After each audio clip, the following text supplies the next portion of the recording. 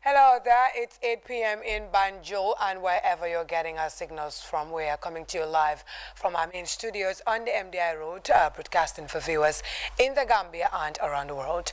This is the news and in our top stories.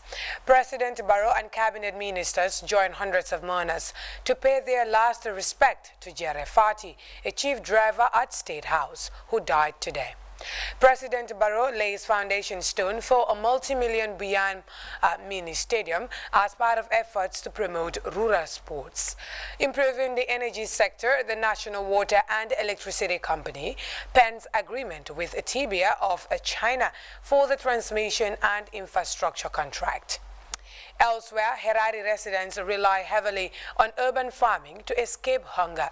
And promoting green living in Kenya, an eco-friendly tree house in the East African nation is becoming a big hit for tourists.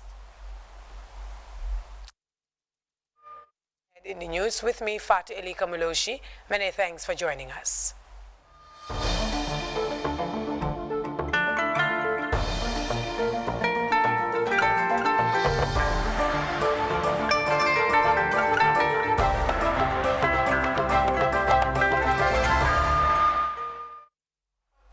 Hello there, it's good to have you with us. Now we begin this bulletin on a sad note from the presidency. President Adama Barrow has suspended his Meet the People tour after the sudden death of GRTS, a chief driver at the State House. Mr. Fati died early this morning at his residence in Sukuta. The president and cabinet ministers joined relatives and the community of Sukuta for the funeral of a man whose death was seen as a great loss. Mamadou Jallo reports. His Excellency Adama Barrow called off his meetings in Bullock and Cloro Wednesday after news of the death of GRTS, a chief driver at the State House. Mr. Fati died early this morning at his residence at Sukuta Nema. President Barrow and members of his cabinet joined mourners in Sukuta to bid farewell to a man highly respected by his family, friends, and colleagues. Speaking at the funeral, President Barrow described late Jere as a great friend, colleague, and confidant. He recalled his last meeting with the deceased in Mansakonko, where he was impressed with his sense of dedication to duty, patriotism, and commitment to the cause. The president prayed for Allah's mercy on the soul of the deceased and also grant the family the fortitude to bear this irreparable loss. Mamadou Jallo, GRTS News. Sad one there.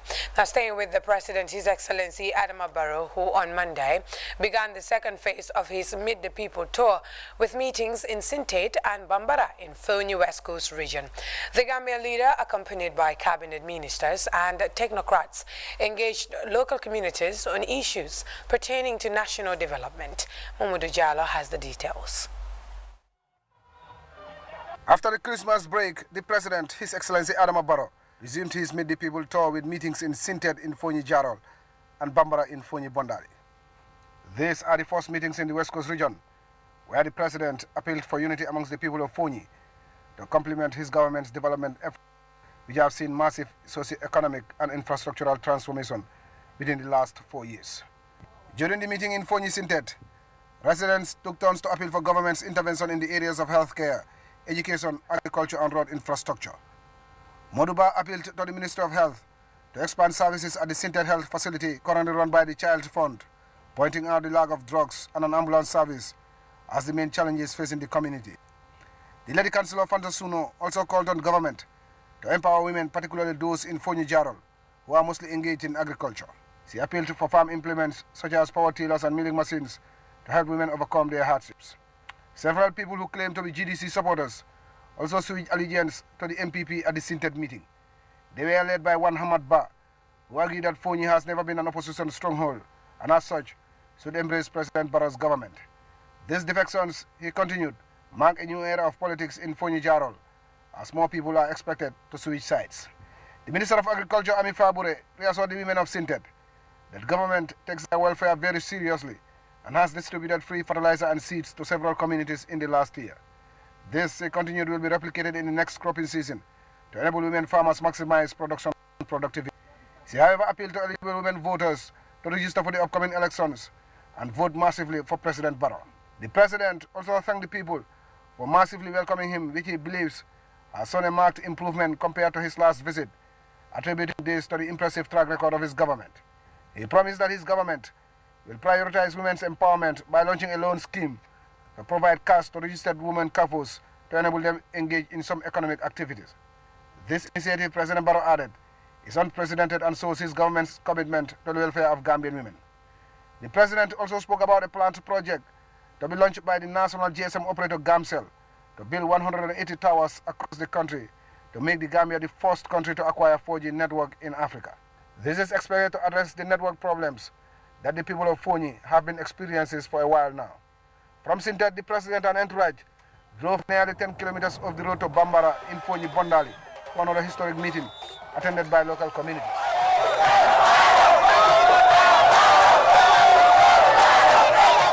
The meeting was addressed by nearly a dozen speakers who already assured that Fonyi has now fully embraced the NPP party. They appealed to government to construct the 8-kilometer road, which has made life difficult for residents. Like other meetings, over 500 people who purportedly belonged to the opposition GDC and APRC also defected to the NPP. Speaking on behalf of these people, Yankuba Drame, who was the GDC councillor for Mayok, said these defections have completely weakened the opposition parties in Fonyi Bondali, as people have realized the futility of clinging to the opposition parties. The main man behind these defections is the former GDC top official, Dr. Demba Sabali, who welcomed the defectors into the NPP.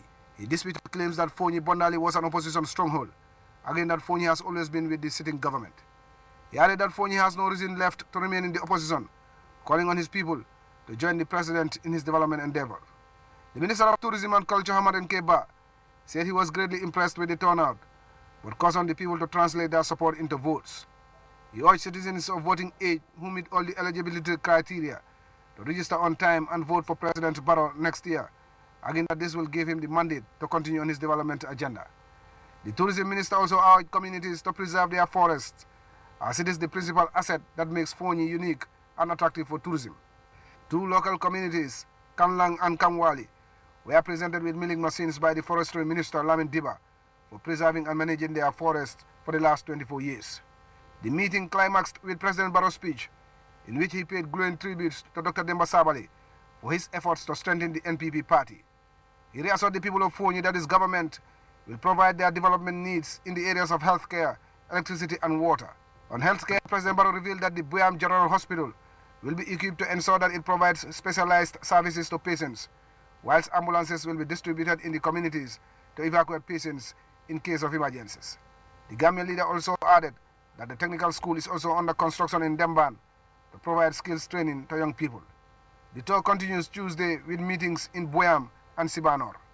Modu Jallo, GRTS News. Meanwhile, the President, His Excellency Adama Barrow, has called on the people of Fonyi in the West Coast region to join hands and support his government's development agenda. The President was speaking during meetings in Buyam and Sibanor, where he assured that Fonyi will continue to have development projects under his government. Mamadou S. Jallo is with the President's Meet the People tour, and he tells us more in this report. The President's Meet the People tour took him to Buyam and Sibanor, where the Gambian leader presided over 2 meetings with the people of Fonyi Kansala and Bintang Karane districts respectively. President Barrow first arrived in Buyam and headed straight to the village football field, where he laid the foundation stone for the construction of a mini stadium in Buyam. and later proceeded to the meeting venue to discuss with the people of Fonyi Councillor, where issues of development took center stage. Selected speakers brought forward the developmental needs of the people of Fonyi Councillor, which include the expansion of electricity supply to villages that are yet to be connected to the electricity grid. They also asked for the improvement of the area's healthcare system. Among the speakers were Lamin Hydra, who explained the condition of the Dasilame Sangajur feeder road, which needs to be constructed, he pointed out. Buye Sise, who spoke on behalf of the Caliph of the Dasilame Sirif Kunda, called on the people of Fonyi to embrace the new dispensation and support the government to carry out its development process, whilst Chief Biram Kamara of Fonyi Councillor solicited the intervention of the Agriculture Ministry to help farmers deal with salt intrusion, which is affecting rice fields in the area. Responding to the request directed at her ministry, Agric Minister Ami Fabre mentioned the various interventions of her office by helping farmers in the area with different forms of support to boost their agricultural production. She also spoke about the $80 million project for agricultural development, which will soon be launched by the government. Tourism Minister Ahmad Ba called on the people of Fonyi to join hands in the development process of the borough administration, which he said does not discriminate. Mr. Ba also urged Gambians to register for the 2021 elections. Sibanor in Fonyi Bintang Karanai was the president's next stop, and a jubilant crowd welcomed him to the venue. Requests made at the Bria meeting were similar to those raised at the Sibanor meeting by the people of Fonyi Bintang Karanai, who were identified to convey the needs of their communities to the government. Responding to the people of Fonyi Councillor and Bintang Karanai respectively, President Barrow at both meetings in Buyam and Sibanor thanked the people of Fonyi for their show of support as manifested in all 4 districts he visited, and assured them of his government's commitment to bring development to the area. On healthcare, the president said efforts are underway to boost the area's health facilities as well as access to healthcare. These include ongoing works to upgrade and equip the Biam General Hospital with the right equipment, medicine, and personnel to address the area's health problems. Mbala dogo konole mbe dogo kudol la loptano to mbe masin kudol naati la jele mbe docteur kudol naati la jele hani muso sa na lafta wuludo ni operation obe kala biam janne. President Barrow gave the assurance that Fonyi stands to benefit from his government before he concluded by reminding the gathering of the need to join hands and support the government to develop the Gambia.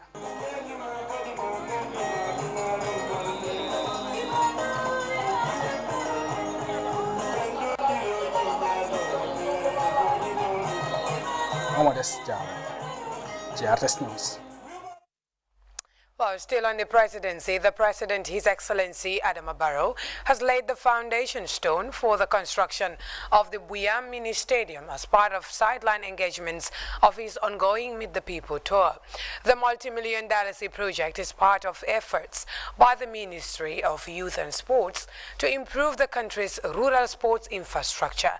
Details in this report by Mamadou S. Jallo. The President, His Excellency Adama Barrow, arriving at the Buyam football field on the invitation of his sports minister to launch the Buyam Mini Stadium project, and the Gambian leader graciously laid the foundation stone for the construction of a multi-million-dollar sports facility for the youths of Fonyi Councillor District. The Buyam Mini Stadium project is part of a nationwide sports infrastructural development initiative by the Ministry of Youth and Sports, which has been on the move to build standard sporting facilities across the country. This is a long process, something that this community has been yearning for many years, because this football field historically was developed by the Child Fund. Now they call it the Fonyi Dinding, which is a combination of Indian Bantaba and Eastern Fonyi. They developed it many years ago. Then it had no fence and no facility at all. But with time, the Child Fund invested money into fencing it, and as you see right now. President Barrow, after laying the foundation stone, commended the Sports Ministry for striving towards promoting sports by building proper structures across the country. I thank everybody, thank the Youth and Sports Ministry. Since we came to power 2017, we are looking for funds. How do we tap funds? How can we be innovative enough to create something for the youth? We tried until finally we agreed to get at least 5% from the GSM companies. So with that fund, it is all meant for youth. It's not just about football. It's about sports. It's about youth matters. The funding is Gambian fund. It's coming from Gambian people, from the Gambian population. The project is funded by the government of the Gambia at a tune of $7.1 million for the first phase, which will have a grass pitch, a borehole, dressing rooms, and a perimeter fence. The contract is awarded to Kairasu Builders, who are expected to deliver within 6 months. The young people of Fonyi have been for years looking for means to improve it, because the whole of Fonyi has not had any standard football field. So that's why we are grateful that under your leadership, we are able to actualize this project, and it cost at the tune of $7.1 million, and the work is going to take about 6 months, and the facilities will be improving the entire facility, putting up, increasing the fence, and they're going to put up a new borehole, and change rooms. We're going to have 2 change rooms, so 2 teams, and as well as a change room for the referee, the officials. The BIAM project has now put the total number of mini stadiums being constructed around the country to 6. This is the level of works on the Mandwar Mini Stadium, the first project that was launched a few months ago. The construction of the 6 mini stadiums, when completed, is expected to significantly boost mass participation in sports in the beneficiary communities. Momodes Jala, GRTS Sports. Modestia. Now, moving on, the Truth Commission continues its hearings on the April 13th and 16th demonstration organized by members of the United Democratic Party. Testifying at the commission, Kadisa Mate, wife of Modu Fati, a staunch UDP supporter, explained her ordeal following her arrest by the paramilitary personnel. Ibrahim Cham was following proceedings and files in this report. After her husband, Modu Fati, was arrested along with lawyer Usainu Dabo during the protest demanding for Solo Sanding's body, dead or alive, Kadi Samate and scores of UDP supporters attended the court hearings during their trial. According to the witness on May 9th, after one of the court hearings, she was part of a crowd of UDP supporters that marched from Banjul to Westfield in a form of a demonstration. The witness, Kadi Samate, said they were surrounded by PIU officers, chased and beaten, and thrown into a PIU truck, where more than a dozen PIU personnel kicked and beat her mercilessly. When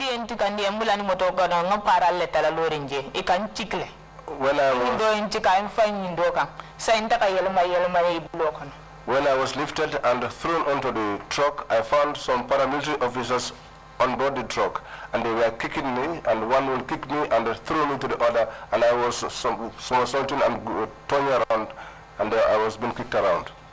According to Kadi, she and her 40-day-old daughter, a suckling baby, spent 11 days at the PIU headquarters, where she endured hard labor, poor food, and shower.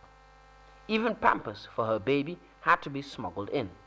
Kadi mentioned that on the very first day of her arrest, a tear gas canister was thrown into her cell, causing her baby to suffocate. She was later bailed at the Kanifing Magistrate Court, just to be re-arrested the same day by Almamo Manjang and taken to the police headquarters in Banjul and arraigned before a high court judge.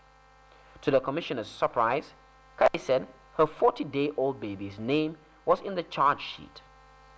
Kadi said the order was made by former President Jammeh, due to her husband being a staunch supporter of UDP. She said she and her little baby spent 3 days in the police cells. The poor conditions and heat in the cells made her baby's skin develop rashes. Our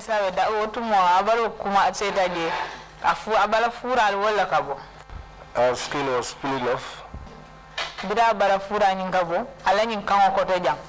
niasi kanda ka faral alanya kata alanya ndabul ko abe tinyata abe farantal kando aning abraji kendo sota abe pulamun. Also, when under throat, if you raise our head, you'll see cuttings there also in our armpits. I have the photographs here with me. The witness said she was later granted bail, but went to court until Jammeh lost the elections. She was evicted from her home due to the problem with the state. And until this day, Kadi says her left arm is paralyzed. Reporting for GRTS News, I'm by Ibrahim Cham. Now, the National Water and Electricity Company Limited, NAWEC, has signed an engineering, procurement and construction for transmission and infrastructure contract with TBA Company Limited of China. In a virtual ceremony, the ministers of Petroleum and Finance with officials of NAWEC and their Chinese counterparts said the World Bank-funded project is designed to improve operational performance of NAWEC and the Gambia's energy sector at large. Fatadiba has more.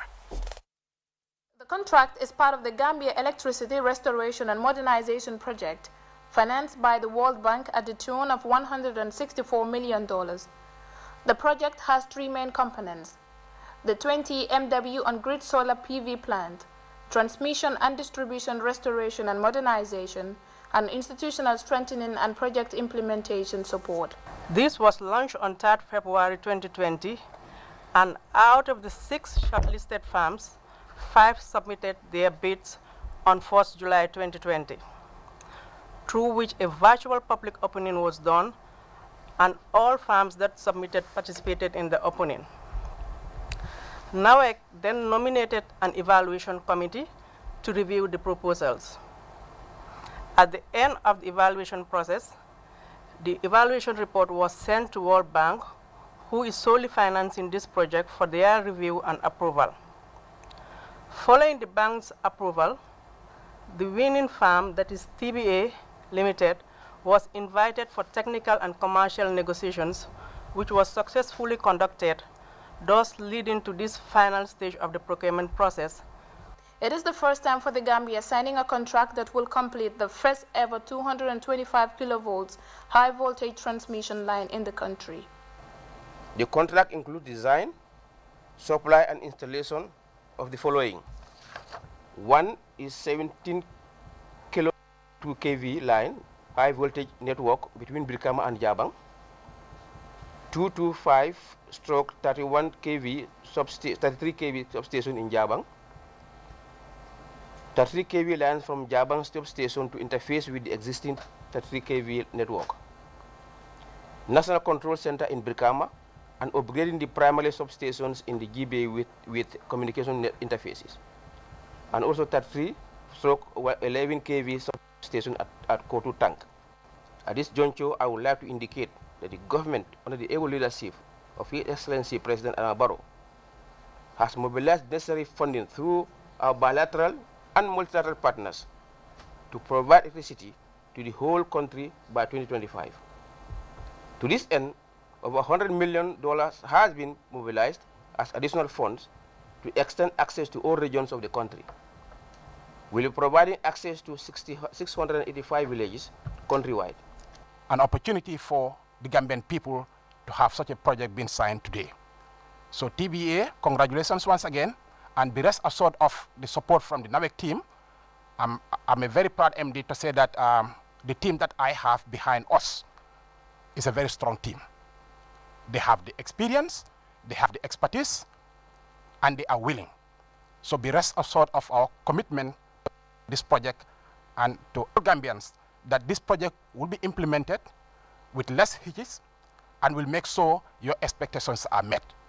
The Chinese counterparts assert their continuous contribution to achieving the goals of the Gambia's energy sector in improving the socio-economic development of the country through adequate energy supply. Fatou Diba for GRTS News. Now, Mbolo Association has ended a 2-day stakeholders meeting at its office in Tujereng Village in the West Coast region. Louis Mendy reports the idea was meant to share best practices as the association prepares to launch similar initiatives in other regions across the country. The goal of this stakeholder meeting was to share best practices from the projects implemented by the Mbolo Association, one of which is the Fandema project, a flagship of the Mbolo Association. The two-day-long seminar also discussed the way forward as the Mbolo Association prepares to replicate its activities in the Central River region and the North Bank region. Malan Sambu is the co-founder of the association. From Fandema project, the communities, they select some of the beneficiaries. Those are female young girls who are brought here to be trained as solar installers, in order to combat climate change and then to mechanize the workload of the woman. So we have developed and implemented a solar multifunctional platform in Mamuda and then in Jurunku, Sunchualaji, Sunchunjugari, and Kumbanyi. These projects are all focused to make sure that through the renewable energy, the household load work of the woman is being mechanized by putting washing machine, and then milling machine, borehole pumping for the gardening, and then putting in solar dryers to dry all the waste that are coming from the garden in order to have them transformed. The Fandema project also provided ice making machine through the solar at the Carton Fish Landing site. Malan Sambu said it is the association's intention to replicate the activity in Kudamayo in the Central River region, as the Mbolo Association is determined to spread its activities across the country, empowering women with particular focus on young girls. We have the representatives from West Coast region. I'm talking about the community of Tujeren, the community of Mamuda, the community of Katong. And then in the Central River region, we have Sunchunjugari, Sunchualaji, Kudamayo, and then Kumbanyi. And then the North Bank, we also have a representative from Kudang, Jurunku, Kuntaur Area Council, and then the Central River South. Lamin Sedikan, whose region benefited from the training, said he was grateful to the Mbolo Association. I will do all I can to help Mbolo in my region, and if you can do more, I'll be very pleased. Dudu Gay is one of the project managers at the Mbolo Association. Whatever we can do in terms of environment and the climate change in this country, we will try to work with donors and we will try to work with communities. What I also want to highlight is that 2019, we have trained 32 solar installers, girls between the ages of 18 and 30. They have graduated and they are spread all over. They were funded by UNDP, the EU project, and all that. They are now in various places. Our role is to train them and to follow up so that we see that what they are trained, they can do it. At the Mbolo Association, the philosophy is that the sun's energy is not only infinite, but cost-free and human-friendly. For this reason, the association is determined to harness the resource to empower the youth, giving them livelihood skills for their growth and that of the nation. Louis Mendy, GRTS. Well, Louis there. We'll be back with news from outside the Gambia. Do stay with us. IC Wonderland presents Gambia Alive Festival live Duplex Junction New Year's Eve special 31st December 2020 live Free Kiss Carnival di tàmbali 12 midi jàpp 7 PM ca Duplex Junction mën ngeen dem ci IC Wonderland jënd fa seeni ticket pour mën a win ci yile xeetu bagage du ay télévision ay mobile phone, saku malo, ak yeneen xeetu bagage. Kiss Carnival 2020 VIP promotion and IC Wonderland ñoo leen ko indil la. Yemuñu sa dina am mama pa am ay kankurang du sa yam bu Kiss Carnival bi jeexee nag ñu daal di enchaîner from 8 PM till late and c'est top Gambian artists free concert Gambia All Stars concert live Jam Hall 1st of January 2021 featuring top Gambian artists Jizul, Attack, Hussein, Chanta, Mike Jeda, Obo, Jalinaya, Jalimani and Sophia the Dancehall Queen. Tickets in advance $200 at the gate $300 VIP $500. Yamunita only 2nd of January 2021. Funitum all white party to Club Envy brought to you by VIP Promotion. So officially the biggest. saa yu ay jula déggoo pour yokka njëgi marchandise loolu mooy kompolo pour yokka nag njëg ngir seeral ko pour yokka seen profit doxalin boobu nag ñi cey loru mooy client yi wala jëndakat yi ak yeneen jula yi nga xam ne ni bokkuñ ci di luwaa bi nguur gi tëral nag ci atum 2007 ci wàllum jongante ci wàlli njula dafa tere nag kompolo wala boog déggoo pour yokka njëgi marchandise saa yoo leen yëgee kuy def lii rek boole leen ko ci li Gambia Competition and Consumer Protection Commission ci nomba yi 70-00696 50-00033 wala 44-66-940 wala bokk benn tey ngeen dem ci Gambia Competition and Consumer Protection Commission seen office bi nekk ci Kotu.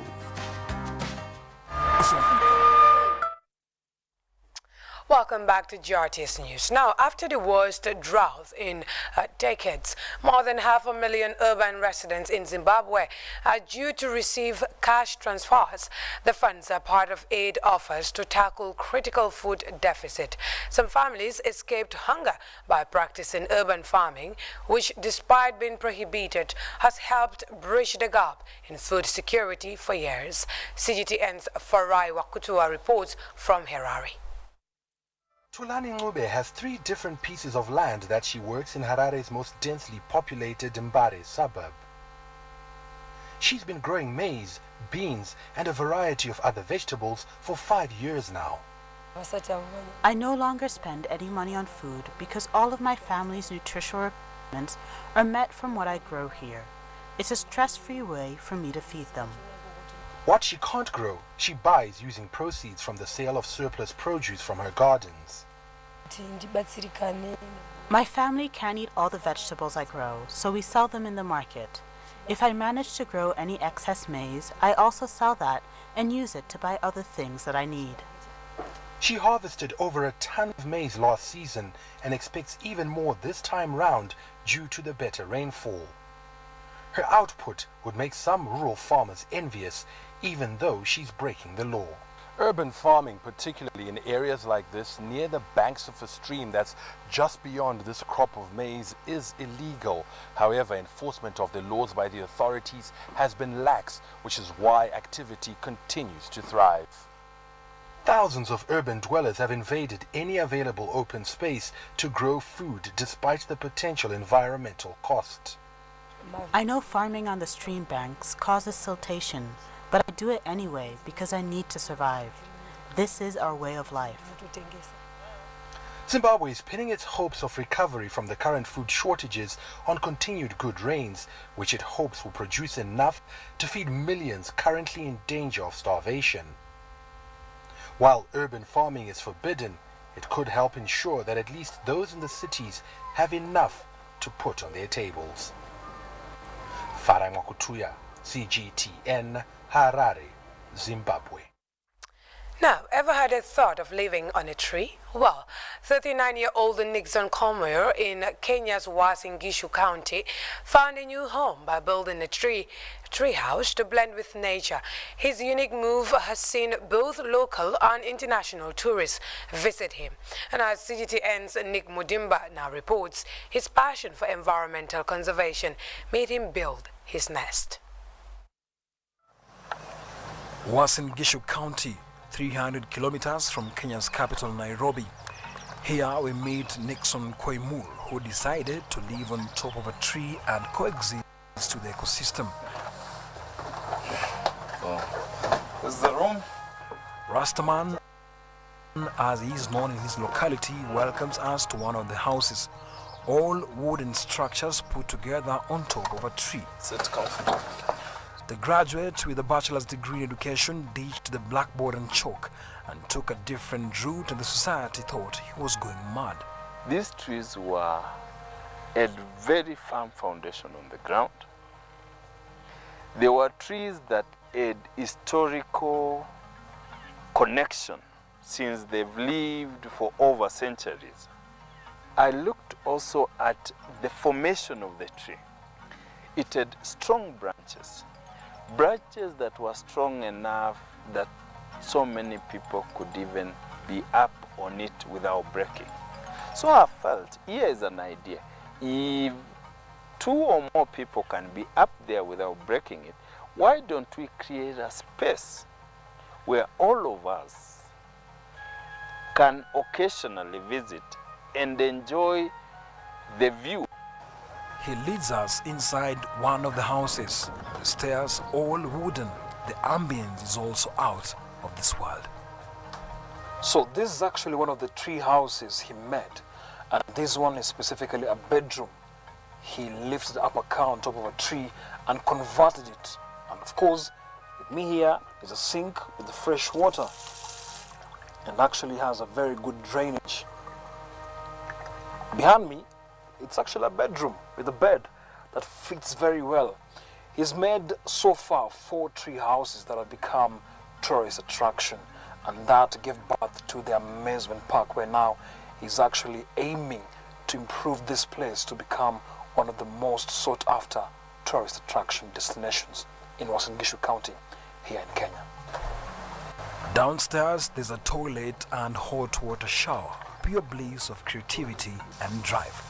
One gets amazed with a collection of fascinating interior, all made from wooden art. Manifestation and celebration of nature is his quest, and blending nature with humankind has been refreshing to him. He has also made a cave house for his guests. Here, everything is wooden and self-contained. The ceiling's finishing is done from leftover branches, and the aesthetic look is so inviting.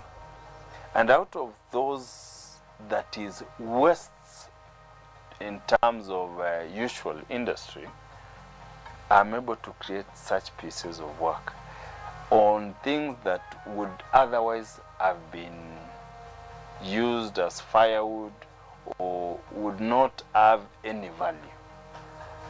Celebrating their praises indeed, and now he has set up a tree museum.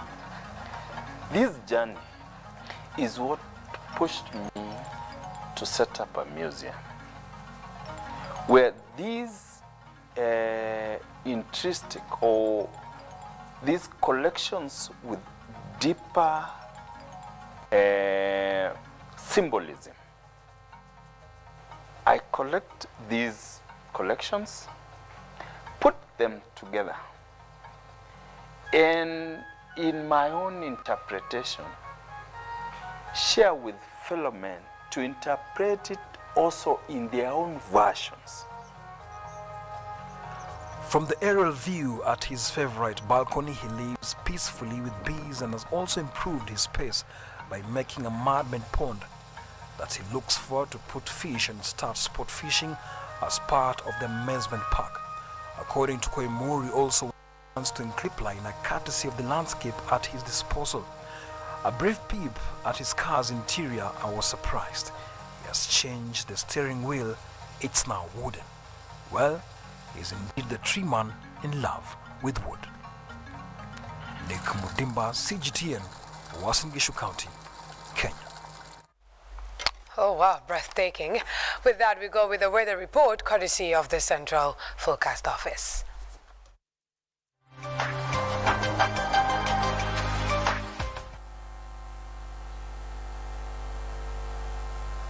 Good evening, viewers. Welcome to the weather updates from the Central Forecast Office. With me, your presenter, Mariam Jo. First with the summer. For the past 24 hours, it was cool and occasionally breezy in the morning, while warm and sunny in the afternoon. Tonight, cool and slight hazy conditions will prevail. Tomorrow, cool and occasionally breezy winds are expected in the morning, while warm and sunny with persistence of slight hazy conditions during the afternoon. Surface wind flow will be variable across the country, with speed ranging from 5 to 15 kilometers per hour. Minimum temperatures across the country are expected to be 20 degrees over Greater Banjul area and West Coast, 18 over North Bank, 21 over Lower River region, whilst 19 degrees over Central and Upper River region.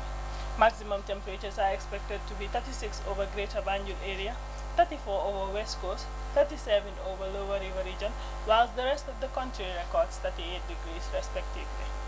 For those going to sea, low tides are expected to be 0.3 meters at 4 a.m. and at 4 p.m.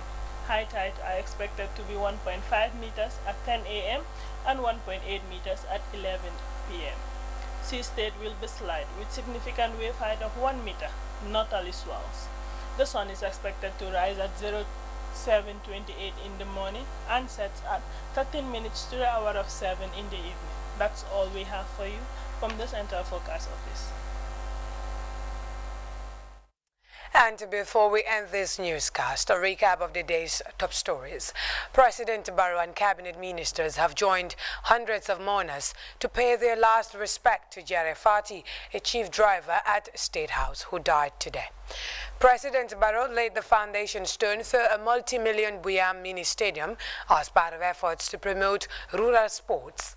Improving the energy sector, the National Water and Electricity Company has penned agreement with Tibia of China for the transmission and infrastructure contract. Elsewhere, Harare residents are relying heavily on urban farming to escape hunger. And promoting green living in Kenya, an eco-friendly treehouse in the East African nation is becoming a big hit for tourists. And that's it for the news at 2000 hours. Do join us again at 2200 hours for more news. Until then, enjoy the rest of our programs. Bye for now.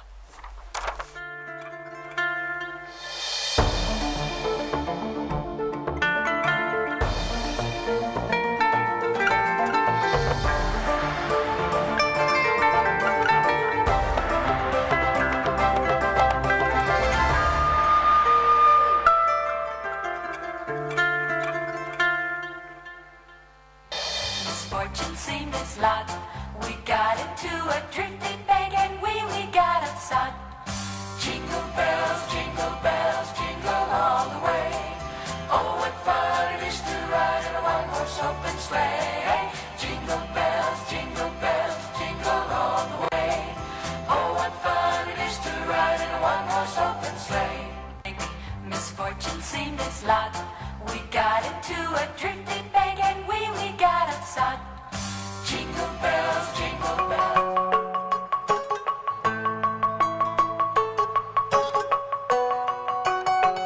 Well, it's another year ending and an eventful one for that matter.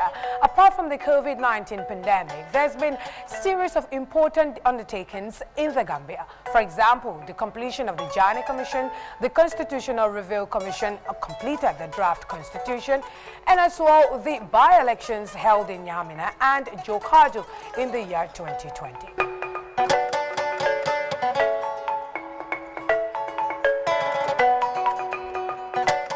Join Karabla Ikonte and his team of experts on the New Year's Eve for a special 2020 review program for intense discussion on these issues and as well proficient analysis of these and many others.